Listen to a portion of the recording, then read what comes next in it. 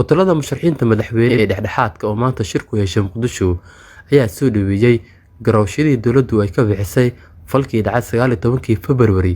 Go'aankii ka soo baxay ayay sheegeen inay ahayd tallaabo wanaagsan oo hore loo qaaday.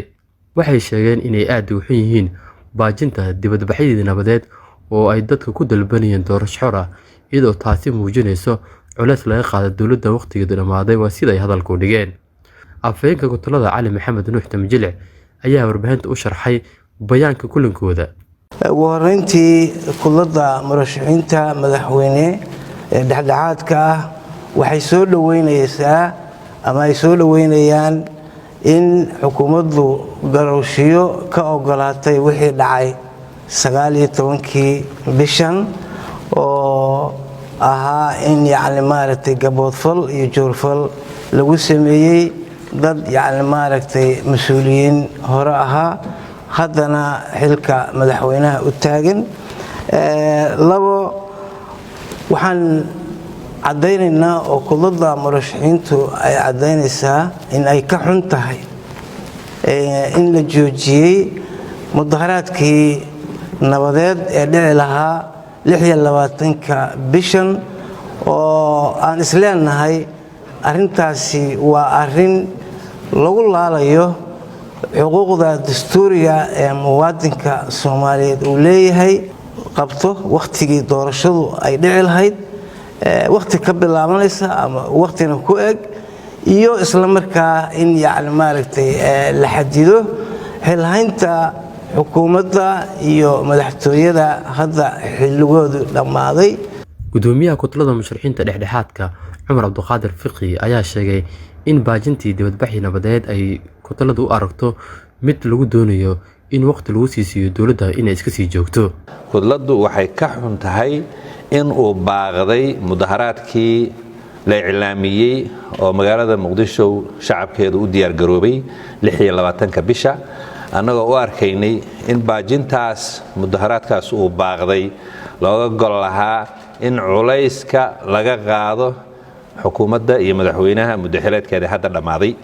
Marka waxaan leenahay waxay ahayd in mudaharaadkaas uu si nabadgelyo u dhaco, ujeedadiisuna ahayd si nabadgelyo inuu u dhaco ayadoo dadku ay difaacanayeen masiirkooda iyo aragtidooda iyo dimuqraadiyadda ayna ka hortagayeen in diktatoriyad wadanka iyo sharci darro lagu xukumo.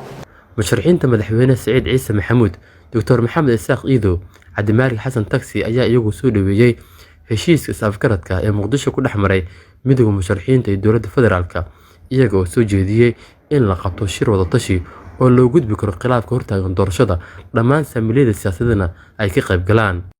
madaxda dowladda waxaa leenahay dadka quraan durwaaga ay ku akhrinaya ama dalaal ha ahaado ama la taliya ha ahaadee looma baahna in la dhagaysto, waa in loo soo jeestaa masaaliixda iyo wanaagga guud ummaddu meesha ay ku jirto waa in loo soo jeestaa. sida ay sheegtay kullada waxaan rabnaa in la ballaariyo ka qaybgalka la ballaariyo. sababta aanu leenahay ha la ballaariyo ka qaybgalkuna wax kale maahan waxa weeyaan waxaa loo baahan yahay markii ay dadka musharaxiinta ah maadaama ay door ku leeyihiin ayaga doorashada loo qabanayo ay ku leeyihiin waxaa loo baahan yahay in la siiyo mudnaantooda la siiyo, in la wada hadlo, wax meel la isla dhigo, ummaddan la badbaadiyo, dalkan la badbaadiyo, hore loo dhaqaaqo. waa wax aan had iyo jeer diyaar u nahnay, laakiin in la kala xodxoto garabna lala shiro garabna shib laga yiraahdo wax kuma samaanaya in wax ku sii xumaadaan mooyaane guud ahaan wixii wanaag bulshada u ah oo dalka u ah waa soo dhaweynaynaa waana mahadsantihiin. falba oo siyaasi wuxuu ka fikiraa kursigiisa iyo danihiisa siyaasadeed, laakiin wax u daneeya islaanta caanaha ku gadaysa xaafadaha Tawfiiq ilaa Shangaani, dadka caseeyaasha ah, dhalinyarada dhibaataysan, dadka aan guryaha lahayn, barakacayaasha, cid u daneynaysa male. wadankani qof walba inuu ka macaasho ayuu u yimid siyaasiyiinta Soomaalida ee ajaanibta iyo cid walba. marka waxaan dhihi lahaa ummadda Soomaaliyeed dib ha u fikirto, danahoodana ha ka tashato, dalkoodana ha u soo jeestaan.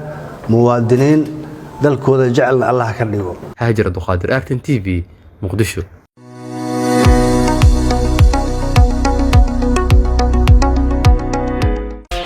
ku xirnow IBS Bank goob kasta iyo goor kasta adigoo isticmaalaya IBS Mobile Banking. Degso application-ka oo isticmaal adeega IBS Mobile Banking. Si aad u isticmaasho application-ka, fadlan kala soo deg Google Play ama App Store-ka. Ku qoro IBS Mobile Banking. kadibna guji install si aad ula soo degto app-ka. haddaba ka isticmaal taleefankaaga adeegyada IBS Bank.